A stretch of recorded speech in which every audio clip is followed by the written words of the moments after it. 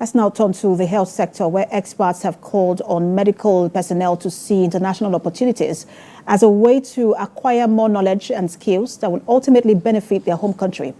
A professor of nursing, maternal and child healthcare, Olarewaju Showumi, said this at the induction of nurses in Iwo, Osun State. Rafiu Hamid reports.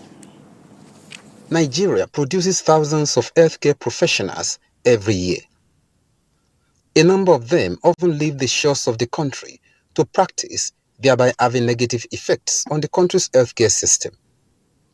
But recently, the president approved a national policy on health workforce migration to address the challenges facing Nigeria's health and human resources.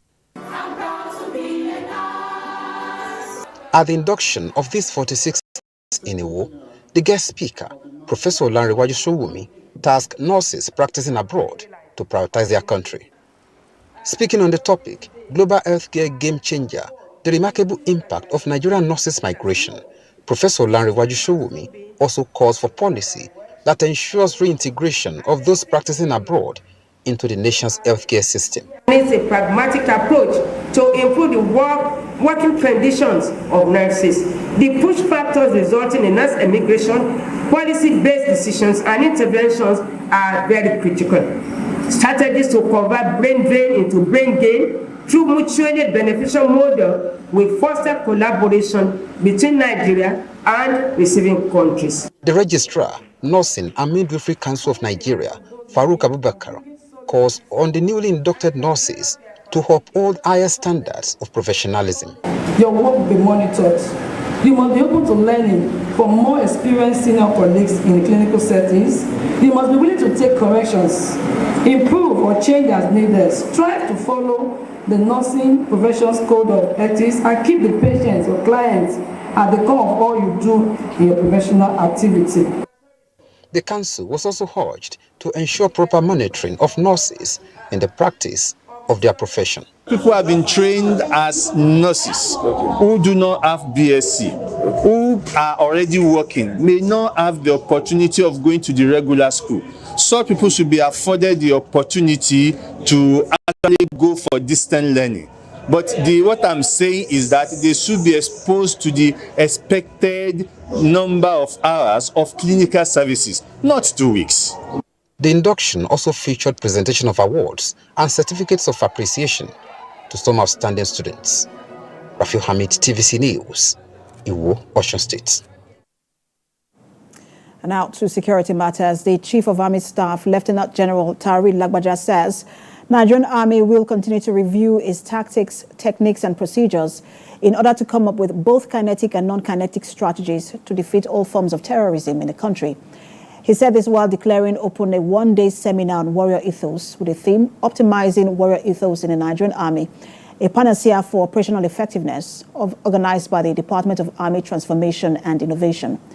Represented by the acting GOC 8th Division, Brigadier General Ibikule Ajose, the Army Chief said this seminar is one of the many measures in place to mitigate the challenges faced by the troops while operating in a volatile, uncertain, complex and ambiguous security environment.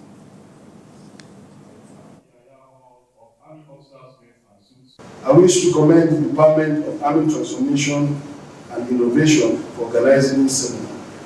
It will raise the necessary operational and social awareness of our troops, and therefore implore you all to remain innovative and committed. By doing so, you will have helped to raise the standard that the Nigerian Army requires to deliver on its constitutional mandate.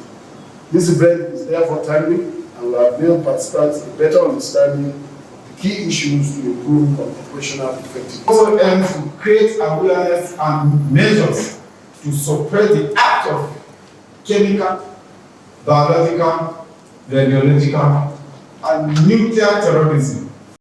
All these are in line with the pillars of the Chief of Army Staff Command philosophy, which is hinged on transforming the Nigerian Army through effective leadership, operational effectiveness, and sound administration.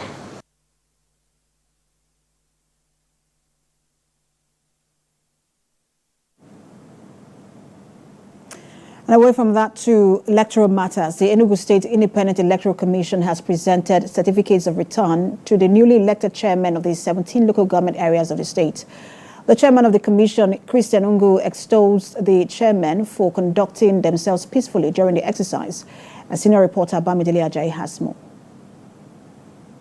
It's about 48 hours after the 21st September Enugu State local government election results were announced, and the winners are here to pick up their certificate of return.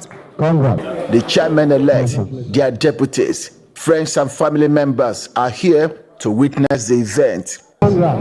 One after the other, the chairmen were invited to receive the certificate of return. NCX charged the newly elected executives at the council areas not to disappoint the people. I congratulate all of you, and I wish you well in your tenure. The elected chairman promised to commence grassroots development in agriculture, healthcare delivery, education, and security for their people. So this time we are going to work together. We are going to synergize to make sure that what is being done at the state level, that we'll take it back to the local government level. We are going to change a lot of narratives to make sure that the welfare of our people is highly improved. Education, poverty, agriculture, so many things. And we're working in partnership with the state government. We are going to ensure that in the agricultural sector, that there are going to be a serious revolution in that very sector. Everyone, friends and well-wishers of the South, will know that the trajectory has arrived the environment. Meanwhile, the Inter-Party Advisory Council commended the State Independent Electoral Commission for conducting a hitch-free election. IPAC's preliminary report showed that there was no known issue of electoral violence, as the exercise was peaceful. This is a very major win for our electoral process, and we commend the leaders, stakeholders, and security agencies for this. Having observed the election in Enugu, IPAC is now challenging civil society organizations and political parties to raise the bar of political awareness to ensure elected leaders are held accountable. Bamidele Ajayi, TVC News Enugu.